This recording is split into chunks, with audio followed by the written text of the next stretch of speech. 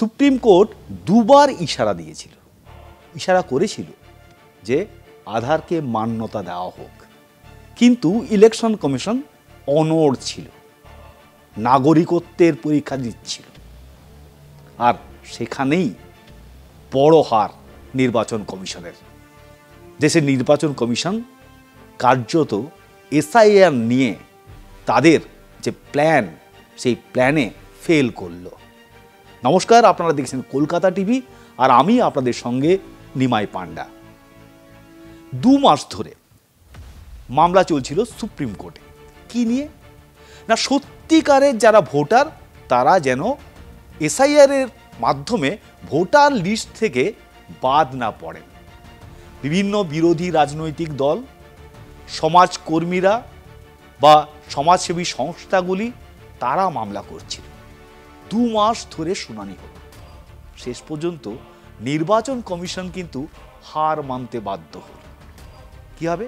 11টি ডকুমেন্টের কথা নির্বাচন কমিশন বলেছিল, তাদের মধ্যে একটি তাদের অবশ্যই দেখাতে হবে, তাহলে নাম উঠবে। তার মধ্যে অবশ্যই বিহার কেন, সারা দেশের যে কোনো প্রান্তে কতজন মানুষের আর রয়েছে এই পাসপোর্ট বা এনআরসি। ফলে বাকি যে ডকুমেন্টসগুলো রয়েছে সেগুলো খুব একটা মান্যতা দেওয়া হচ্ছে না, কারণ যে ভোটার কার্ড বা রেশন কার্ডকে গুরুত্ব দেওয়া হয়নি, আধার কার্ডও 11টির মধ্যে ছিল না। কিন্তু এ নিয়ে লড়াই ছিল যে আধার কার্ডকে মান্যতা দেওয়া হোক, আর সেটাই করলো সুপ্রিম কোর্ট শেষ পর্যন্ত। কারণ তার আগে 2 বার ইঙ্গিত দিয়েছিল যে আধার কার্ডকে মান্যতা দেওয়া হোক ভোটার লিস্টে নাম তোলার জন্য। অদ্ভুতভাবে এই মামলায় অত্যন্ত গুরুত্বপূর্ণ ভূমিকা নিয়েছিলেন সমাজকর্মী, রাজনীতিবিদ এবং অবশ্যই কৃষক আন্দোলনের অন্যতম মুখ যোগেন্দ্র যাদব। আসুন আমরা শুনে নিই এই মামলার निर्देशेर पर की बोलছেন তিনি।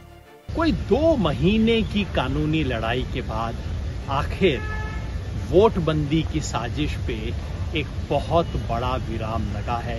एक ऐतिहासिक आदेश आज मिला है सुप्रीम कोर्ट में, जहां सुप्रीम कोर्ट ने स्पष्ट शब्दों में अब कह दिया है कि आधार को आपको जैसे 11 दस्तावेज थे उसी तरह से 12वें दस्तावेज के रूप में स्वीकार करना पड़ेगा। ये जो एसआईआर नामक षड्यंत्र है वोटबंदी का, लाखों करोड़ों लोगों को वोटर लिस्ट से बाहर रखने का, इस षड्यंत्र के पीछे खेल ये था कि आप 11 में से कोई एक डॉक्यूमेंट दो। 11 में 2 तो ऐसे थे जो अच्छे डॉक्यूमेंट है लेकिन किसी के पास तो है नहीं, पासपोर्ट और एनआरसी। बाकी ये पीले दस्तावेज थे जो एविडेंशियरी वैल्यू तो है लेकिन बिहार में ज्यादातर लोगों के पास है नहीं।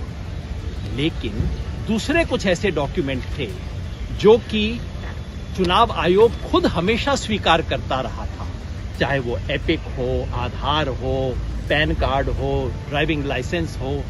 लेकिन चुनाव आयोग ने कहा जो डॉक्यूमेंट है वो हम मानेंगे नहीं, जो नहीं है वो मांगेंगे। सुप्रीम कोर्ट ने चुनाव आयोग को सुझाव दिया कि आधार मान लीजिए। 2 बार इशारा किया ऑर्डर में हल्के हल्के, लेकिन चुनाव आयोग नहीं माना। और जो लोग आधार स्वीकार कर रहे थे बीएलओ, उनको शो कॉज नोटिस दिया चुनाव आयोग ने। आज जब ये सारी बातें सुप्रीम कोर्ट के संज्ञान में आई तो कोर्ट ने स्पष्ट रूप से आदेश दिया है कि अब इशारे से काम नहीं चलेगा, आधार को 12वें दस्तावेज के रूप में स्वीकार करना होगा, इसको पब्लिक के सामने ले जाना होगा। इस एक आदेश से बिहार में लाखों ऐसे लोग हैं जिनके पास इन 11 में से कोई डॉक्यूमेंट नहीं है लेकिन आधार है, उन लोगों का वोटिंग राइट बचा है। सिर्फ बिहार के लिए नहीं, चूंकि एसआईआर पूरे देश में लागू होगा इसलिए देश में करोड़ों लोगों के वोटिंग राइट को, मताधिकार को बचाया है चुनाव आयोग ने। इस देश के संविधान की रक्षा करने की अंतिम जिम्मेवारी इस बिल्डिंग की है और आज सुप्रीम कोर्ट ने अपनी उस जिम्मेवारी का मान किया।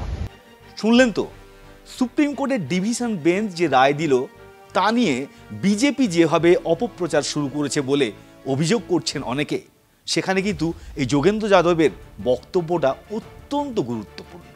কারণ বিজেপির একাংশ ইতিমধ্যে প্রচার করতে শুরু করেছে যে আধার কার্ড দিলে ভোটার লিস্টে নাম উঠবে না। কিন্তু তা কি বলছে এই রায়? বিশেষ করে যখন যোগেন্দ্র যাদবের মতো একজন যিনি এই মামলায় সুপ্রিম কোর্টে সওয়ালও করেছেন, তিনি যখন বলছেন তখন অবশ্যই বিষয়টা অনেকটা পরিষ্কার হচ্ছে। আশা করি আপনাদেরও যোগেন্দ্র যাদবের কথা শুনে আপনারাও বুঝতে পারলেন যে ঠিক আধার কার্ড নিয়ে কি বক্তব্য রেখেছে সুপ্রিম কোর্ট, কি নির্দেশ দিয়েছে। সবাই ভালো থাকুন, সুস্থ থাকুন, দেখতে থাকুন কলকাতা টিভি।